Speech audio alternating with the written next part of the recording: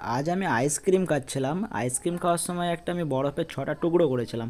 6টা টুকরো করার পর সেই বরফগুলোকে আমি একটা চিকচিকিতে দিলাম, একটা পলিথিনে দিলাম, আর একটাকে আমি বরফের মানে পানির ওপর রেখেছিলাম।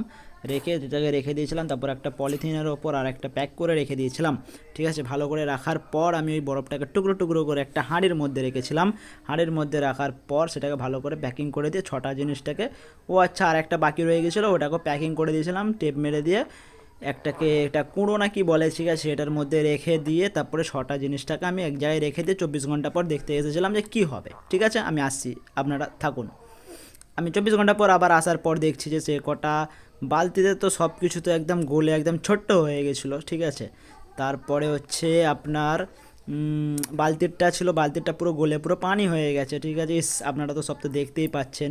ঠিক আছে, আর বাকি ভিডিওটার জন্য নেক্সট পার্ট কমেন্ট করুন।